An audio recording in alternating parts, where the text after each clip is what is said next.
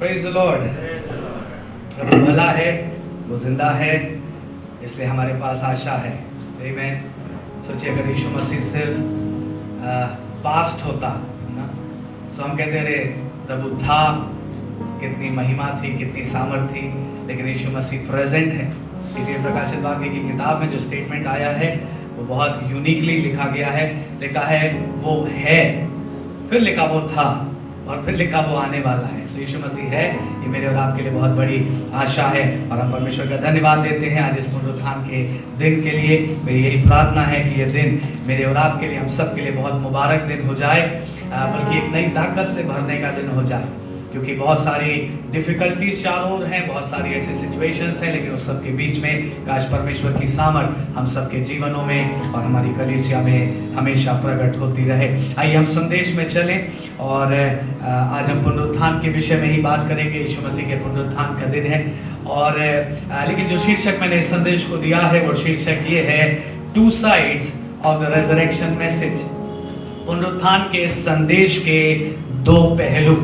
कई बार मुझे और आपको पता होता है, और हम जानते भी हैं, आज ईस्टर का दिन है, रेजरेक्शन का दिन है। यीशु मसीह आज से 2000 साल पहले जी उठा, एंड प्रेज द लॉर्ड, यीशु मसीह सचमुच जी उठा। लेकिन इस संदेश का एक और पहलू है, क्योंकि अगर इसका ये दूसरा पहलू ना हो तो फिर मेरे और आपके लिए सेलिब्रेट करने की कोई बात नहीं है ना।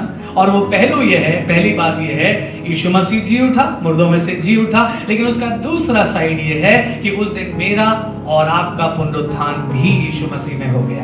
आमीन। भले ही अभी प्रकट रूप में हम उसको एक्सपीरियंस नहीं कर पाते हैं, कई बार हम उसको महसूस नहीं कर पाते हैं, बट बाइबल इस बात की गवाही देती है, यीशु मसीह में हर विश्वासी उस पुनरुत्थान का भागी हो चुका है। हालेलुया। यूहन्ना 5वें अध्याय में आप पढ़ेंगे, वालिका हर एक जिसने उस पर विश्वास किया है वो ऑलरेडी मृत्यु से पार होकर जीवन में प्रवेश कर चुका है। अभी परसों गुड फ्राइडे के दिन हम संदेश सुन रहे थे, जो लिख दिया, आप भूल गए, संदेश होना चाहिए जो लिख दिया सो मैं भूल गया, नहीं, जो लिख दिया सो लिख दिया। और उस दिन हम क्या देख रहे थे, हमारे नाम कहां लिखे हुए, जीवन के ऑलरेडी लिखे हुए है ना, जीवन की पुस्तक में लिखे। दैट मींस हम ऑलरेडी लाइफ में एंटर कर चुके हैं। और आज मैं आपका ध्यान और अपना ध्यान इस ओर लगा रहा हूं, यीशु मसीह के पुनरुत्थान के दो पहलू हैं। हाँ, यीशु मसीह जी उठा, यीशु मसीह पुनरुत्थित हो गया, लेकिन यीशु मसीह में उसके लोग भी जी उठे, उसके लोग भी पुनरुत्थित हो गए। और मैं कुछ बाइबल के हिस्सों में आपको ले जाऊं ताकि ये तस्वीर आप देख सकें। सबसे पहले यूहन्ना 12:24, यीशु ने कहा जैसे गेहूं का दाना जब तक भूमि में नहीं पड़ता वो अकेला रहता, लेकिन जब वो भूमि में पड़ के मर जाता है तो क्या करता है। सो क्या तस्वीर आपको दिखाई दे रही, यीशु मसीह मर के जी उठा और उसके साथ बहुत से लोग जी उठे। हालेलुया।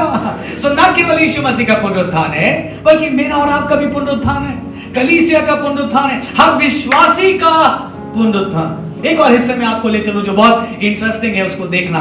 मत्ती रचित सुसमाचार उसका 27वां अध्याय, मैथ्यू 27। मेरे साथ खोल ले बाइबल तो अच्छा होगा। मत्ती 27वां अध्याय, और हम पढ़ेंगे लगभग उसके 51 पद से उसके 53 पद तक। मैथ्यू 27, 51 से 53 लिखा, और देखो मंदिर का पर्दा ऊपर से नीचे तक फटकर दो टुकड़े हो गया, और धरती डोल गई और चट्टानें तड़क गई। ना ये कब हुआ, जब यीशु ने क्रूस पर बड़े शब्द से पुकारा और अपना प्राण छोड़ दिया। राइट, यीशु मसीह ने कहा, हे पिता मैं अपनी आत्मा तेरे हाथ में सौंपता हूं, और उसने बड़े शब्द से पुकार कर अपना प्राण छोड़ दिया। और तब क्या लिखा है, मंदिर का पर्दा फट गया और धरती डोल गई और चट्टानें तड़क गई। 52, और कब्रें खुल गई और सोए हुए पवित्र लोगों में से बहुत से शव वाह जी उठे, और उसके जी उठने के बाद वे कब्रों में से निकलकर पवित्र नगर में गए और बहुतों को दिखाई दिए। ना यीशु मसीह ने बलिदान दिया, और उसका इफेक्ट क्या हुआ, बहुत से संतों की कब्रें खुल गई। और वो संत, अरे बोलते चलिए ना मेरे साथ, वो संत क्या हुए, बस कब्रें खुली और कुछ नहीं हुआ, वो जी उठे। Amen. You know they rose again. ना मैंने क्यों कहा था आपसे ये इंटरेस्टिंग पद है, क्योंकि थोड़ा सा कुछ अजीब है यहाँ, अगर आप नोटिस करें तो। आइए देखें क्या अजीब है, फिर से फॉलो करिए। 51 पद, देखो मंदिर का पर्दा, पढ़िए मेरे साथ, ऊपर से नीचे तक और धरती और चट्टाने और कब्रें और सोए हुए पवित्र लोगों के बहुत से शव ना। एक मिनट, पढ़ने से क्या लगता है? जब यीशु ने क्रूस पर प्राण त्यागे तो कब्रें खुल गई और पवित्र लोग। लेकिन अगला पद पढ़ेंगे तो अजीब है, और उसके जी उठने के बाद कब्रों में से निकले। अरे तो गुड फ्राइडे के दिन जी उठे लेकिन कब्रों में ही लेटे रहे। अभी मत निकलना, प्रेज़ द लॉर्ड, आप भी जिंदा हैं, अभी लेटे रहना।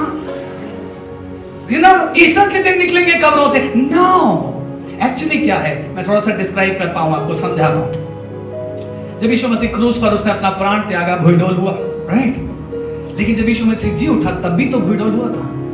आपको याद है, मरियम कब्र पर गई, भूकंप हुआ और कब्र का पत्थर लुढ़क गया और स्वर्गदूत आ गए, और स्वर्गदूतों को देखकर जो पहरुए थे वो हाँ फुटे। आज भी होना चाहिए यार, यीशु मसीह दिखाई दे और लोग और मृतक समान हो जाए। हालेलुया। काश हमारे यीशु मसीह की सामर्थ अब प्रकट हो ना। कभी कभी मन करता है प्रभु बहुत हो गया, अब तो थोड़ा झलक दिखा दो, है ना, तो आ जाओ प्रभु।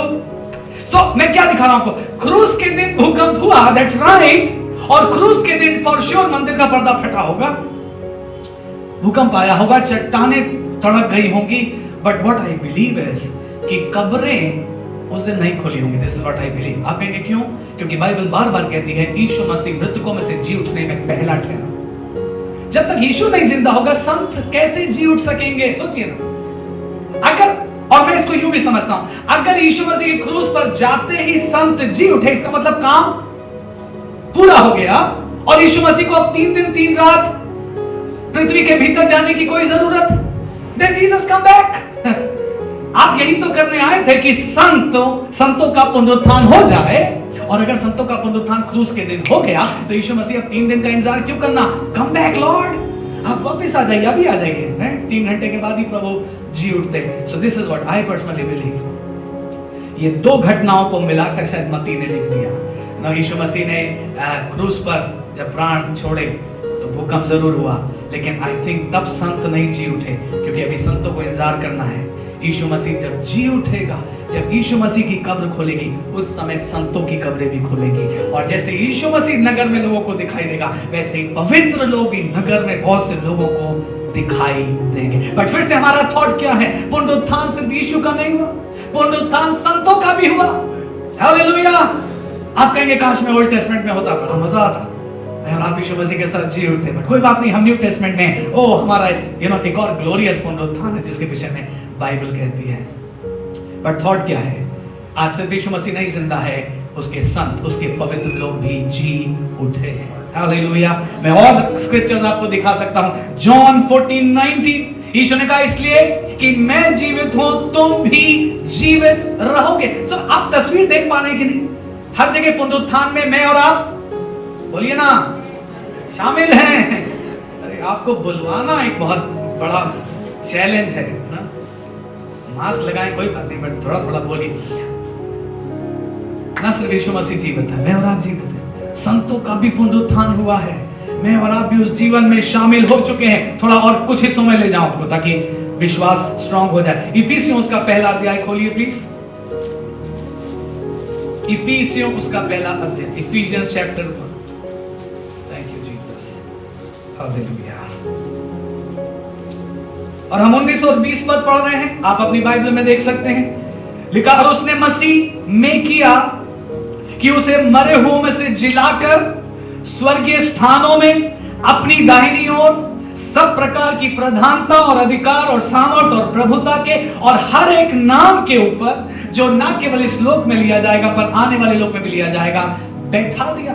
सो वहां ऊपर अगर आप पढ़ेंगे तो लिखा, परमेश्वर ने अपनी सामर्थ को प्रकट किया यीशु मसीह में। और वो सामर्थ कैसे प्रकट करी? उसने यीशु मसीह को मृतकों में से जिलाया, और जिलाने के बाद उठाया, और उठाने के बाद अपने स्वर्गीय स्थानों में परमेश्वर पिता ने अपने दाहिने हाथ यीशु मसीह को बिठा दिया। हालेलुया। लेकिन ये स्टोरी अभी कंप्लीट नहीं है। आप चैप्टर 2 उसकी वर्स 1 देखिए। उसने क्या लिखा है? उसने तुम्हें भी जिलाया जो अपने अपराधों और पापों के कारण। सो ना केवल यीशु का पुनरुत्थान है, हर जगह यीशु के पुनरुत्थान के साथ संतों का पुनरुत्थान भी नजर आता है। आमेन। विश्वासियों का पुनरुत्थान भी नजर आता है। अब चलिए मेरे साथ पहला कुरिन्थियों 15वां अध्याय, पहला कुरिन्थियों 15वें अध्याय में। आप कहेंगे एक ही चीज को अलग अलग पदों से क्यों देखना? क्योंकि बाइबल में लिखा हर बात 2 या 3 गवाहों से प्रमाणित होती है, और एटलीस्ट हमारे पास 5 प्रमाण है यहाँ पे कि यीशु मसीह के पुनरुत्थान के साथ हमारा भी पुनरुत्थान है। खोला आपने पहला कुरिन्थियों 15, ऊपर हेडिंग क्या लिखा? 15 के ऊपर, 15वें अध्याय के ऊपर ना मसीह का पुनरुत्थान। आई थिंक हिंदी जो पवित्र शास्त्र है उसमें लिखा मसीह का पुनरुत्थान, और 12वें पद के ऊपर लिखा है हमारा पुनरुत्थान। सो अगेन हमें तस्वीर दिखाई दे रही है यीशु मसीह के पुनरुत्थान के साथ हमेशा संतों के पुनरुत्थान की बात की जाती है। कुछ पदों को भी पढ़ा दूं आपको इसी 15वें अध्याय में। आइए पढ़े पहले पद से 4 पद। हे भाइयों, अब मैं तुम्हें वही सुसमाचार बताता हूं जो पहले सुना चुका हूं, जिसे तुमने अंगीकार भी किया था और जिसमें तुम स्थिर भी हो।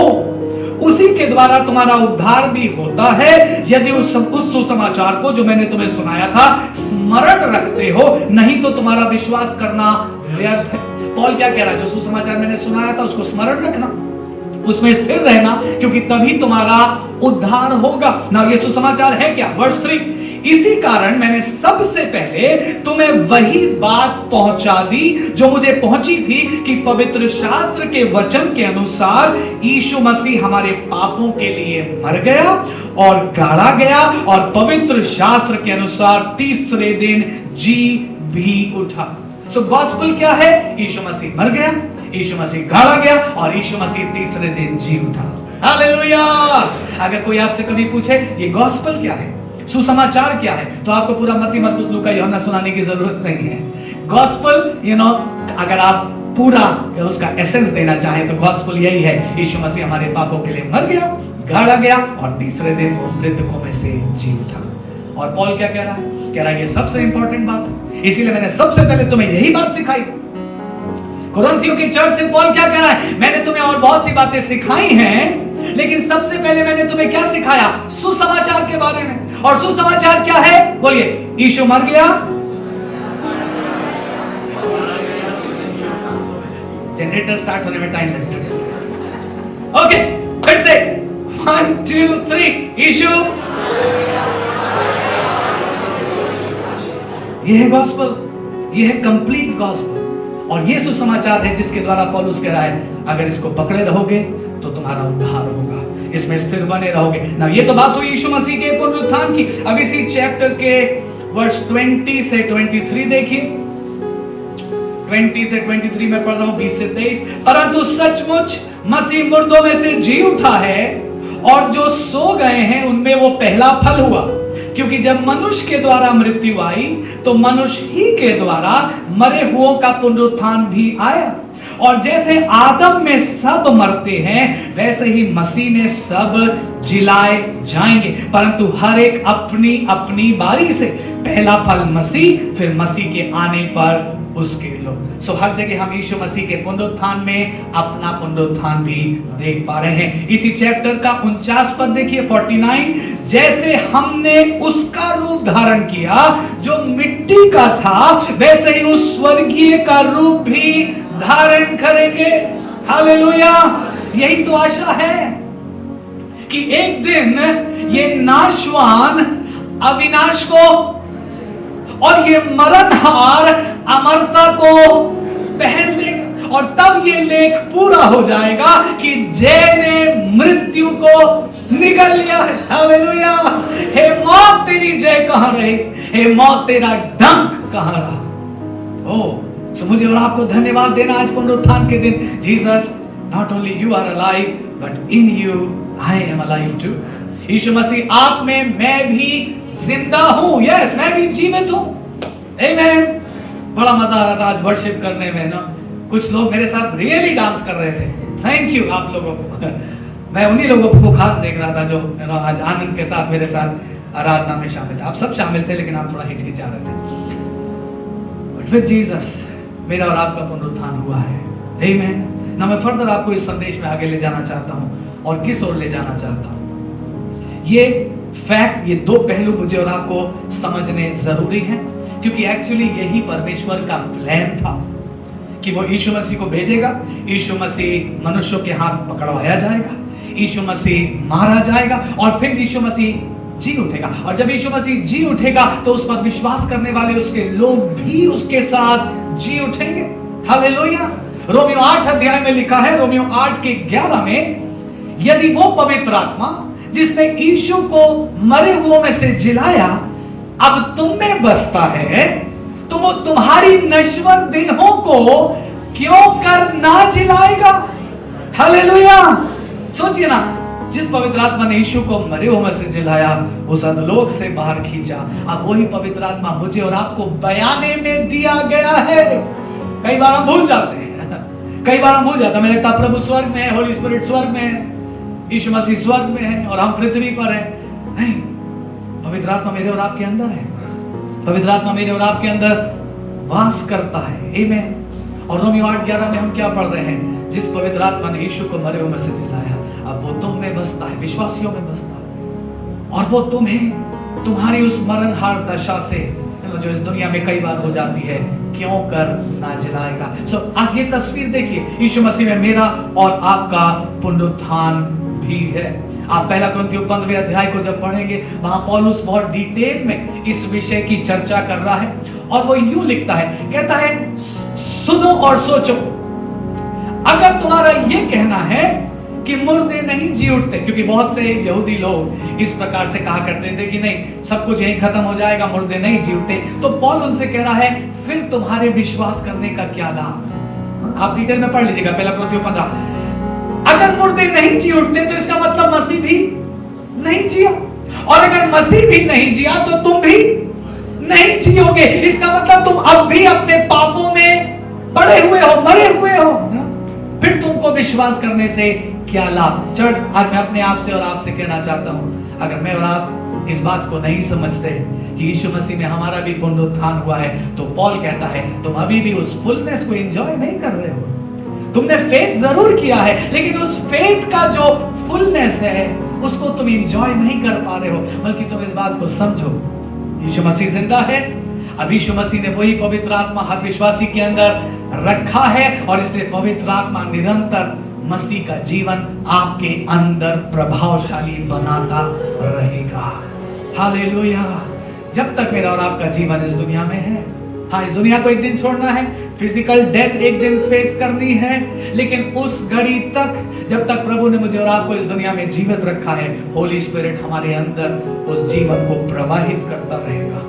आमीन। हमको रिवाइव करता रहेगा, हमारे फेथ को रिवाइव करता रहेगा, और ये बात मेरे और आपके लिए विश्वास करने के लिए बहुत आवश्यक है। मैं अपने आपका ध्यान ले जाऊं यीशु मसीह के चेलों की ओर, उस फर्स्ट सेंचुरी चर्च के लोगों की ओर, जिन्होंने, अगर मैं यूं कहूं, उनके लिए ईस्टर सिर्फ स्टोरीज नहीं थे, सिर्फ कहानी है। जैसे मेरे और आपके लिए ईस्टर की बहुत सी स्टोरीज हैं, राइट। अगर कोई हमसे पूछे ईस्टर के बारे में कुछ बताओ, बताएंगे यीशु मसीह उस दिन जी उठे और उस दिन मरियम मगदलीनी कब्र पर गई और कब्र का पत्थर हटा हुआ था और उसने स्वर्गदूतों को देखा।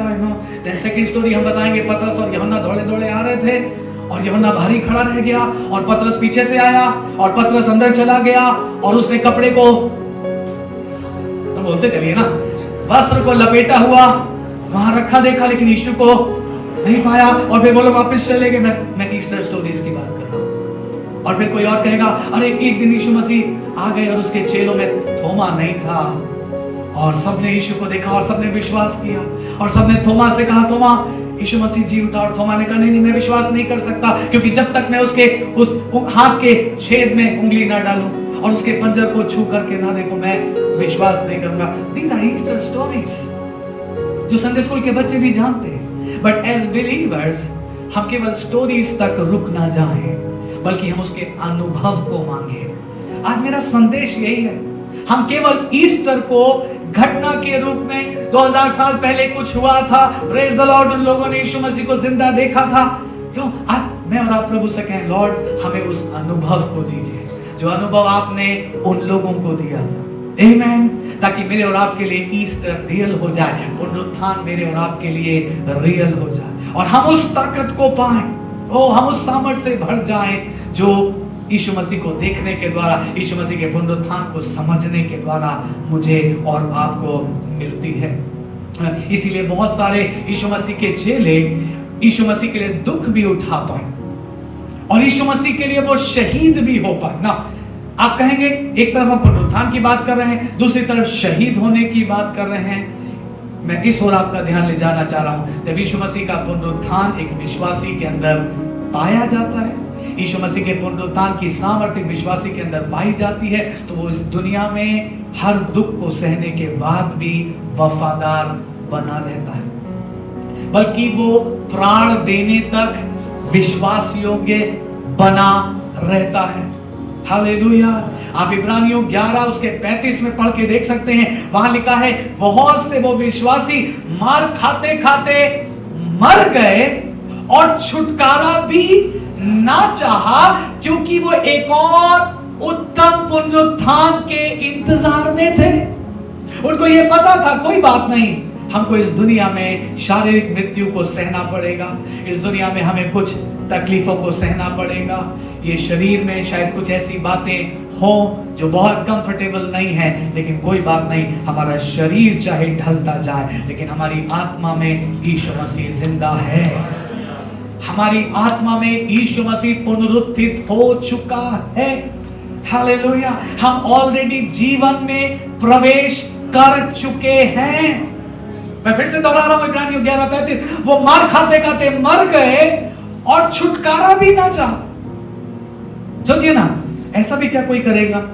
अगर उसको मार रहे हैं, उसको मार डालने पर है और वो छुटकारा भी नहीं चाहे, वो बचाव की कोशिश भी ना करे, वो बचाव के लिए पुकारे भी ना। लेकिन ये कैसे लोग थे? ये क्या कहें, ये क्या अजीब लोग थे। क्या ये हमारे समान नहीं थे? ये क्या हमसे कहीं ज्यादा और पावरफुल लोग थे? ये कैसे लोग थे? मार खाते खाते मर गए, दुनिया की तमाम तकलीफों को सहते सहते इस दुनिया से जाते रहे।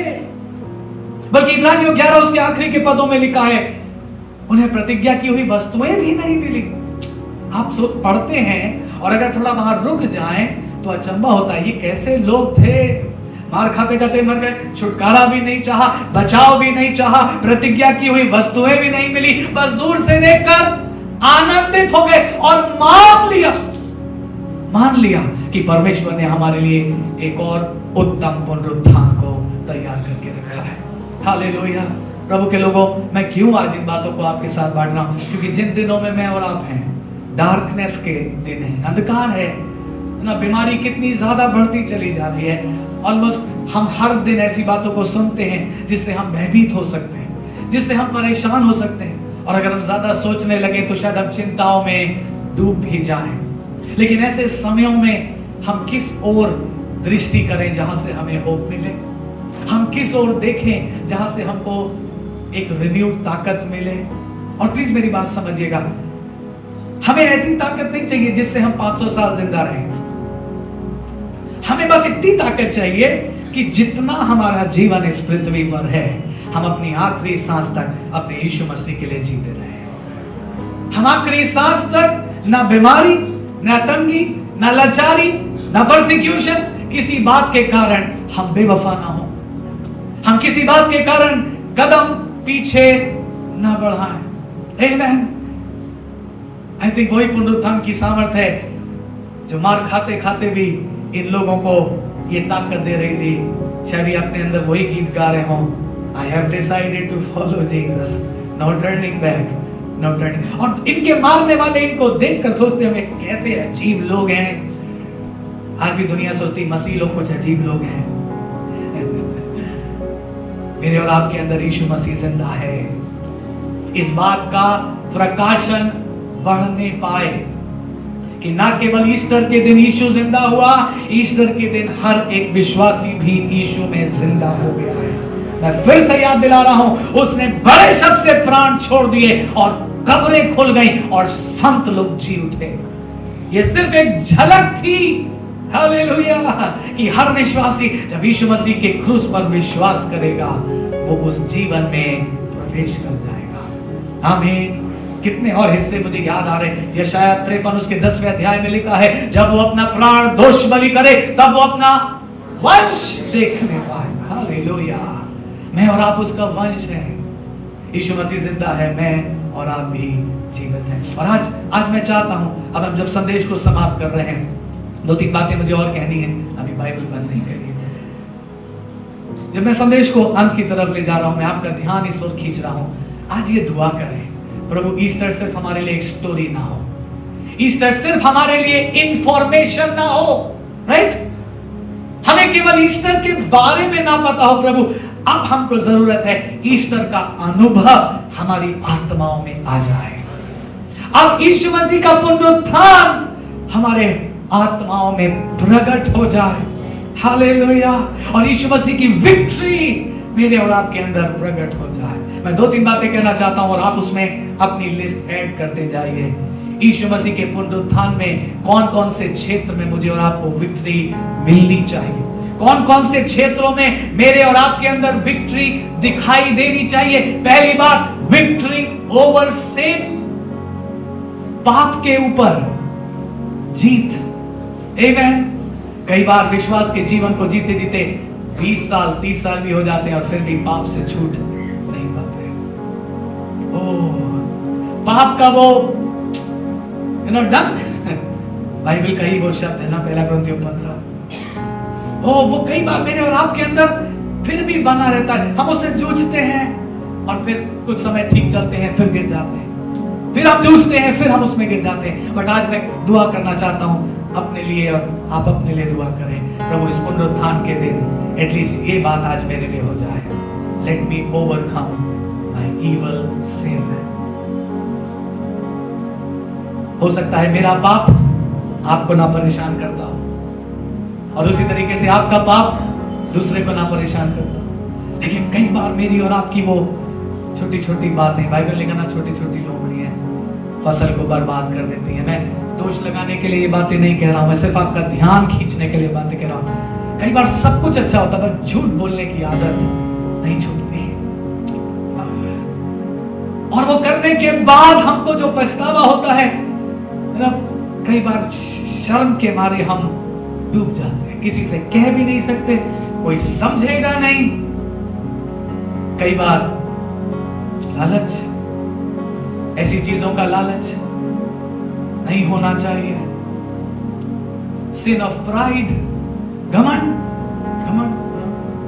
नहीं, मैं अपने को बहुत कुछ नहीं समझता हूं, लेकिन फिर भी मैं इतना तो हूं, इतना तो मैं डिजर्व करता ही हूं। नहीं, एज अ क्रिश्चियन हम इतना भी डिजर्व नहीं करते हैं। एज अ क्रिश्चियन हमने सब कुछ मसीह के कदमों पर रख दिया है। स्वर्ग में क्या होता है, 24 प्राचीन, सोचिए 24 प्राचीन कितने इंपॉर्टेंट लोग हैं।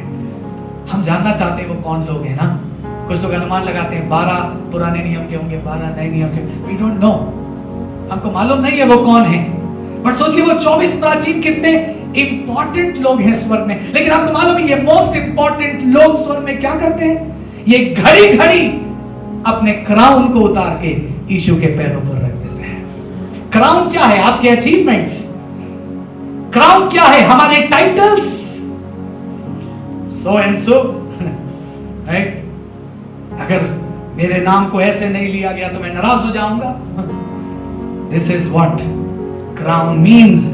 और ये 24 प्राचीन जो शायद बहुत कुछ डिजर्व करते होंगे, उसके बावजूद घड़ी घड़ी ये अपने मुकुट उतारते हैं और यीशु के पैरों पर रख देते हैं और कहते हैं, प्रभु हम किसी प्रशंसा के और किसी बड़ाई के योग्य नहीं है, सारी महिमा केवल मेमने की है।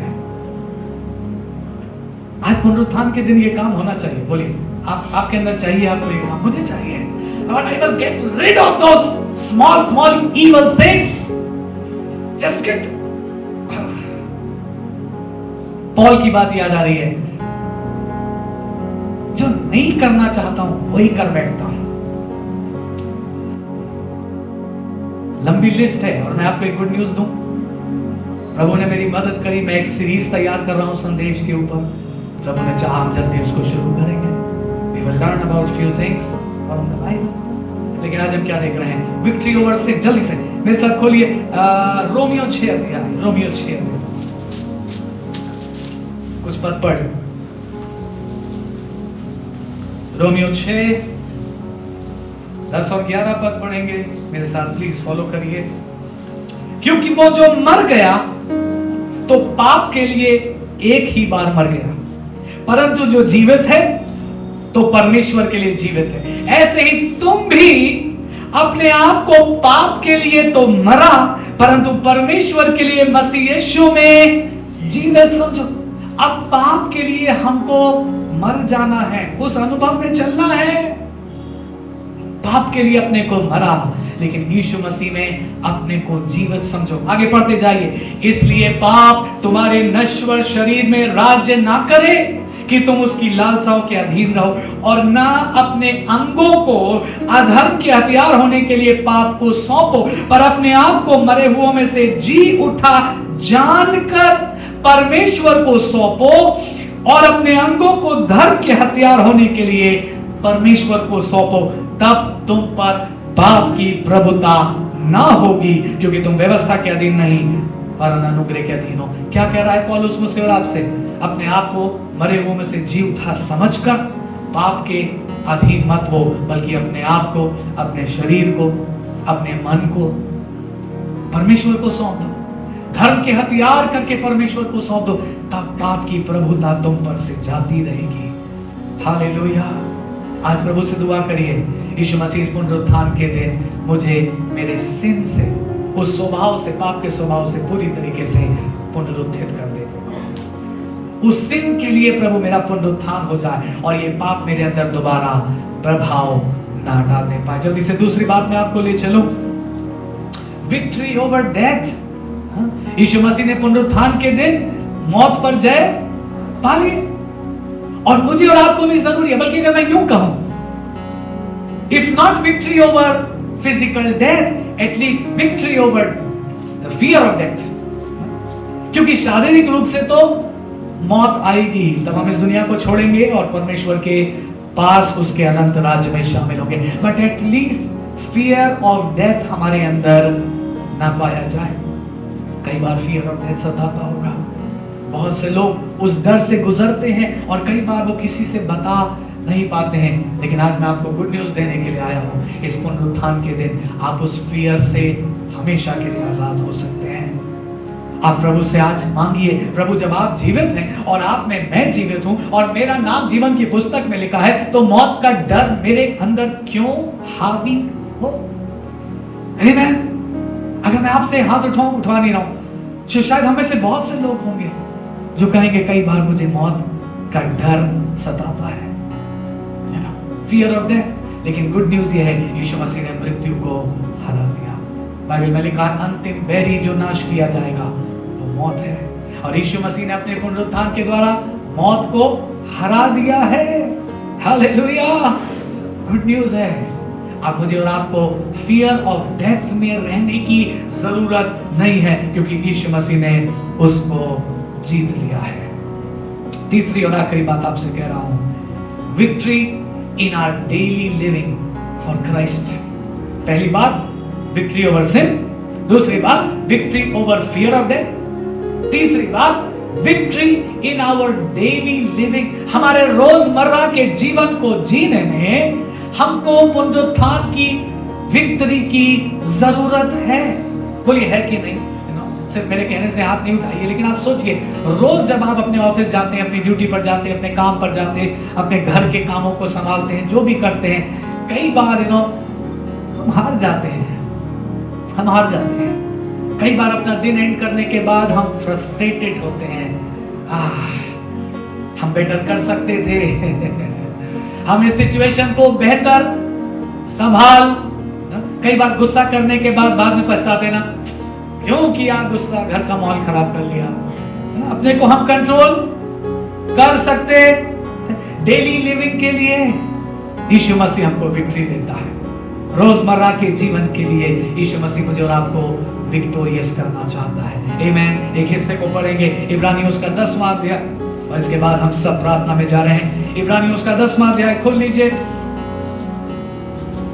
और कुछ पद मैं यहां से आपके लिए पढ़ रहा हूं। वर्ष 33 से हम पढ़ना शुरू करेंगे, 33 पद से। इब्रानियों 10 अध्याय 33 पद से पौल विश्वासियों के बारे में कुछ बातें यहां लिख रहा है। कह रहा है, कभी कभी तो यूं कि तुम निंदा और क्लेश सहते हुए तमाशा बने, और कभी यूं कि तुम उनके साझी हुए जिनकी दुर्दशा की जाती थी, क्योंकि तुम कैदियों के दुख में भी दुखी हुए और अपनी संपत्ति भी आनंद से लुटने दी, ये जानकर कि तुम्हारे पास एक और भी उत्तम और सर्वदा ठहरने वाली संपत्ति है।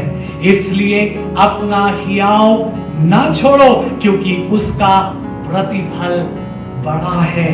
क्योंकि तुम्हें धीरज धरना आवश्यक है, ताकि परमेश्वर की इच्छा को पूरी करके प्रतिज्ञा का फल पाओ। पौल विश्वासियों से क्या कह रहा है? कह रहा है, मुझे मालूम है तुम बहुत से क्लेशों से गुजर रहे हो, मुझे मालूम है तुम बहुत से दुखों से और कठिन परिस्थितियों से गुजर रहे हो, लेकिन उस सब के बीच में मैं तुम्हें एक ही बात कहना चाहता हूं, शाबाश।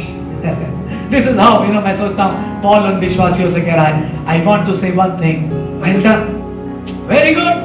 तुम जिस प्रतिज्ञा को और जिस धीरज को थामे हुए हो, बस थोड़ा समय और बचा है, इसको पकड़े रहना, क्योंकि तुम्हारे लिए प्रतिफल बहुत बड़ा है। हालेलुया। अपनी डेली लिविंग में कई बार क्लेश उठाइए, दुख में जाना पड़े। मैं नहीं कह रहा हूं ये सब चीजें किसी विश्वासी के ऊपर आए, बट ये हमारे रोज के जीवन का, नॉर्मल जीवन का हिस्सा है। और मैं कोई बड़ी बड़ी बात नहीं कर रहा हूं, बड़े बड़े क्लेशों की बात नहीं कर रहा हूं, मैं उन छोटे छोटे संघर्षों की बात कर रहा हूं जिनमें कई बार हम हार जाते हैं, कई बार हार जाते हैं, और हारने के बाद हम खुद ही अपने ऊपर हाय मारकर कहते हैं, I should have lost at least this battle.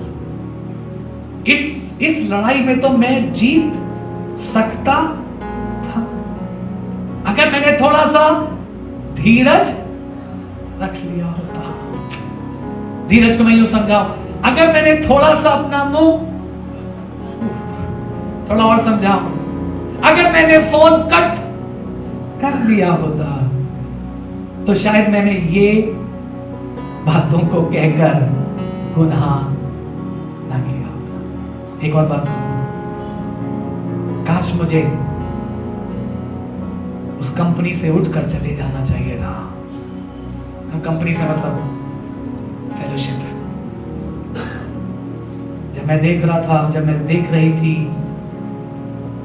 Topic बदल रहा है, प्रभु की बात होते होते अब बुराई की तरफ बात बढ़ रही है। अगर मैंने थोड़ा धीरज धरा होता, मैं इस बैटल में नहीं हारा होता। प्रभु के लोग, आज मैं आपको चुनौती देना चाहता हूं। यीशु मसीह ने फियर्स बैटल जीता है, क्या मैं और आप यीशु मसीह के लिए छोटे छोटे बैटल नहीं जीत सकते? Come on church, come on. आप मेरी बात पकड़ पा रहे हैं? यीशु मसीह ने पाप, मौत, शैतान, इन सब से युद्ध लड़के जीता, और मेरे और आपके लिए जीता। नहीं हारा वो, क्योंकि उसको पता था वो हार जाएगा तो हम सब हार जाएंगे। आज सेम जिम्मेदारी बिलीवर्स के ऊपर है। जब आप अपनी क्रिश्चियन वॉक में हारते हैं ना, यीशु मसीह को हार का सामना करना पड़ता है। जब मैं और आप धीरज धरने में चूक जाते और हम वो कर बैठते गुस्से में या टेम्पटेशन में या ओ बड़े चाव में, बड़ा मजा आता है। किसी तीसरे की बात करने में जो मजा है वो किसी और चीज में नहीं। But what if it leads you far from God? What if it leads us far from God? क्या ऐसी चीजें करना प्रभु के लोगों के लिए उचित है? आइए आज दुआ करें। प्रभु, छोटे छोटे पाप, इतने वर्ष हो गए, ईस्टर मनाते, गुड फ्राइडे मनाते, अभी भी वो पाप का डंक मुझ में क्यों है? क्यों है? प्रभु आज उस मेरे पाप के ऊपर आप जय जयकार की ध्वनि सुना दीजिए प्रभु। Let there be sound of victory in my soul, O victory in Jesus my saviour forever. Ashish भाई हेल्प करेंगे मेरे। हालेलुया। दूसरी बात हम किस चीज के लिए दुआ कर रहे हैं? मौत के भय के ऊपर आज जीत मिल जानी चाहिए। आमीन। और तीसरी बात जिसके लिए आज हम दुआ कर रहे हैं, हमारी डेली लाइफ, क्रिश्चियन लाइफ में छोटे छोटे एरियाज में प्रभु हमको जीत दिलाना चाहता है। आमीन। आप कहेंगे भाई नुकसान हो जाता है, अगर झूठ नहीं बोलेंगे तो नुकसान हो जाएगा। मेरे भाई झूठ बोलोगे तो स्वर्ग में नुकसान हो जाएगा और वो नुकसान बड़ा होगा। उस नुकसान की भरपाई कैसे करोगे?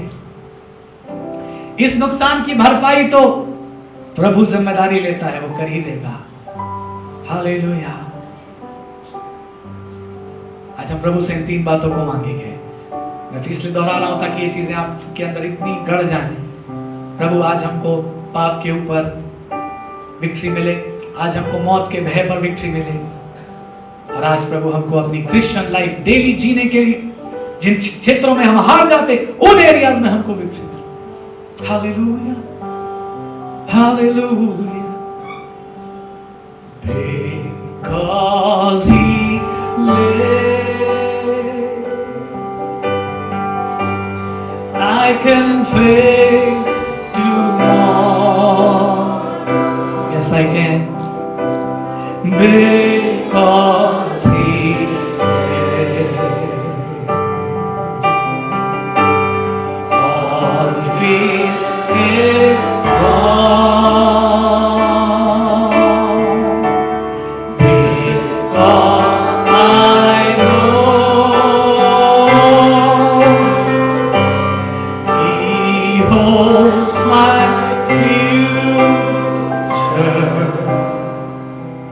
and life is worth a living just because he lives.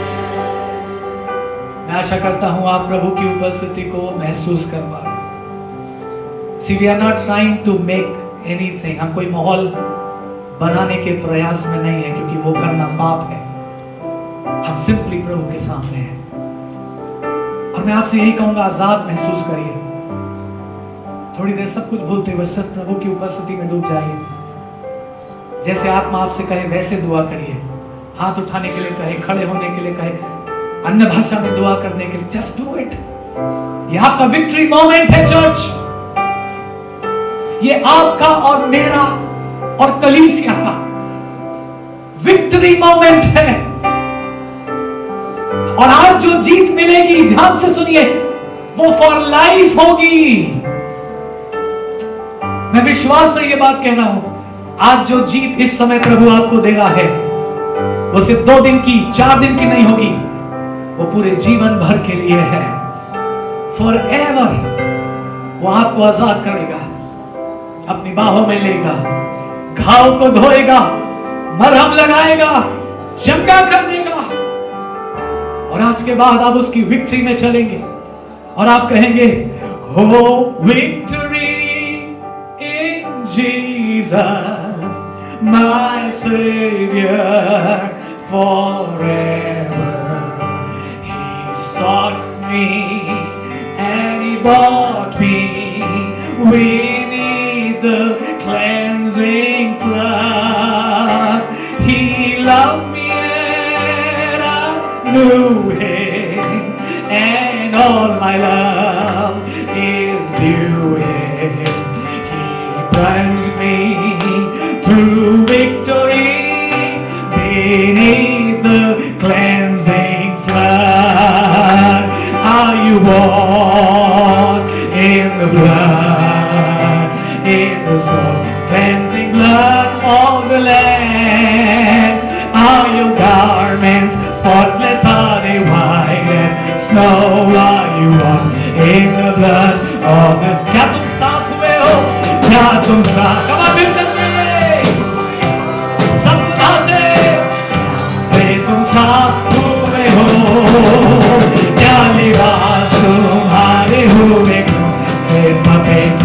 soul. Name is our victory. Oh, victory in Jesus, my Savior, forever. Sought me and He bought me with His redeeming blood. He loved me and I knew Him, and all my love is to Him. He plunged me through victory beneath the cleansing flood. Oh, victory! उसे बातें करिए अन्य भाषा में। Forever He sought me and He bought me with His redeeming blood. He loved me and I knew Him, and all my love is due. He plunged me through victory with His redeeming blood. आज प्रभु से मांगिए, प्रभु मुझे एक ऐसी जीत तू दे जो फिर कभी हार में ना गिरे। मेरे पाप के ऊपर, मेरे उन छोटे छोटे पापों के ऊपर प्रभु, वो छोटी छोटी बुरी आदतें प्रभु, वो शायद उन बातों को देखना जिन्हें मैं देखना नहीं चाहता हूं, बट आई स्लिप। उन बातों को कहना जिन्हें मैं कहना तो नहीं चाहता हूं, बट आई स्लिप। मैं फिसल जाता हूं, मैं गिर जाता हूं। लॉर्ड, आज इस पुनरुत्थान के दिन तो मुझे वो जीत दे प्रभु जी। मांगिए ना चर्च। और मैं विश्वास से आपसे कह रहा हूं, आज की जीत बनी रहेगी। पुनरुत्थान के दिन मिली हुई जीत बनी रहेगी। हाँ प्रभु, मुझे वो जीत चाहिए, मुझे वो जीत चाहिए, मुझे वो विक्ट्री चाहिए, मुझे वो विक्ट्री चाहिए, मुझे वो विक्ट्री चाहिए, मुझे वो जीत, वो पुनरुत्थान चाहिए। जब वो पवित्र आत्मा जिसने मसीह को मरे हुए से जिलाया तुम में वास करता है, तो वो तुम्हारी नश्वर देहों को क्यों कर ना जिलाएगा। Holy Spirit take over. उससे कहिए, पवित्र आत्मा मेरे शरीर पर तू नियंत्रण कर ले, मेरे मन और विचारों पर तू नियंत्रण कर ले। Yes Holy Spirit, take over me Holy Spirit, take over my spirit, soul, body. Holy Spirit, come upon me like a mighty fire, like a mighty flood. Holy Spirit, come upon us, come upon us. Oh, come upon us, Holy Spirit. Oh, प्रभु आप हमें मौत के भय से छुड़ाएं। मौत का भय यीशु के नाम से हम तुम्हें ढांकते हैं और आज्ञा देते दूर हो जाओ। Fear of death, leave in Jesus' name. Hallelujah. ना बीमारी से डर लगे, ना किसी और बात से डर लगे। Hallelujah, Hallelujah. और प्रभु हमारे प्रतिदिन के जीवन को जीने के लिए हमको विक्ट्री मिल जाए प्रभु जी, और ये विक्ट्री बनी रहे, बनी रहे, बनी रहे। हालेलुया। आइए आखिरी बार हम मिलकर गाएं, जितने भी लोगों को आता है, शायद सब बहुत से लोगों को नहीं आता, बट विक्ट्री सॉन्ग है। O victory in Jesus my saviour forever, he sought me, he bought me. आइए मिलकर गाएं, O victory in Jesus my saviour forever, he sought me and he bought me with his redeeming blood. He loved me and I knew him, and all my love is due. He plunged me through victory beneath his hands.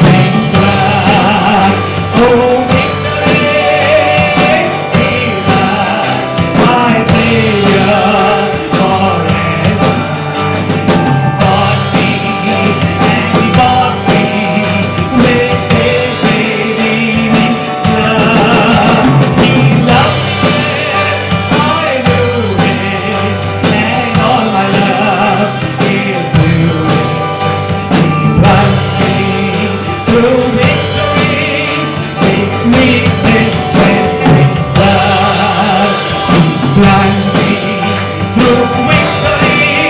We make it and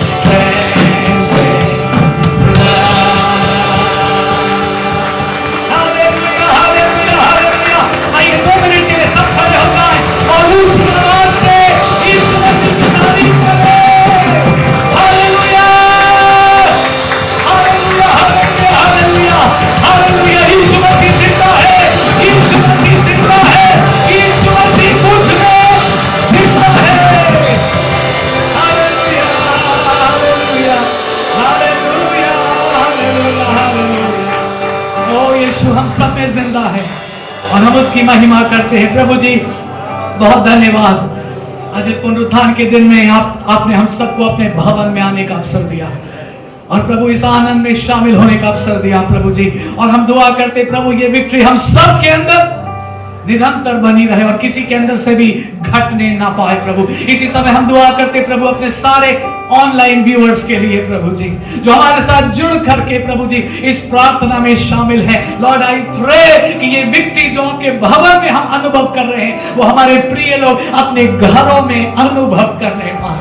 हम अपने बुजुर्गों के लिए ये दुआ करते हैं, अपने छोटे बच्चों के लिए दुआ करते हैं कि वो इस विक्ट्री में आज शामिल हो जाए और इस विक्ट्री को अनुभव करके परमेश्वर के आनंद से भर जाए। यीशु मसीह पुनरुत्थित हुआ है। ओ इस बात का आनंद हमारे प्रिय लोगों के अंदर भी अधिकाई से आ जाए। प्रभु अपनी कलीसिया को बड़ी बरकत दे, अपनी कलीसिया को संभाले रखना प्रभु, अपनी कलीसिया को अपना गवाह बनाए रखना प्रभु, अपनी कलीसिया को रोज विक्ट्री देना, रोज विक्ट्री देना, रोज विक्ट्री देना, रोज पुनरुत्थान की सामर्थ में चलाना, पवित्र आत्मा से भरते जाना प्रभु जी।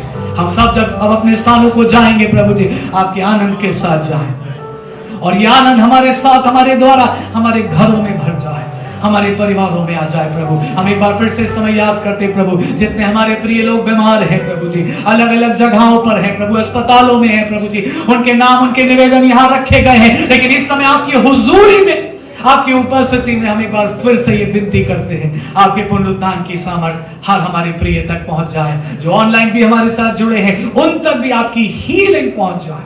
यीशु मसीह के नाम में हम कहते हैं be healed in Jesus name, be healed in Jesus name, be healed in Jesus name. यीशु के नाम से आप चंगे हो जाएं और इस विक्ट्री में चलते रहें। प्रभु धन्यवाद, सारी महिमा आपको देते हुए इस दुआ को यीशु मसीह के जीवित पवित्र और जिंदा नाम में होकर के मांगते हैं। आमीन और आमीन और आमीन। हमारे प्रभु यीशु मसीह का अनुग्रह, पिता परमेश्वर का प्रेम और पवित्र आत्मा की सहभागिता और संगति हम सब प्रियों के साथ और जितने हमारे साथ ऑनलाइन जुड़े उन सब के साथ, प्रत्येक के परिवारों के साथ और संपूर्ण मसीह की देह के साथ अब से लेकर हमेशा तक होती रहे। आमीन आमीन।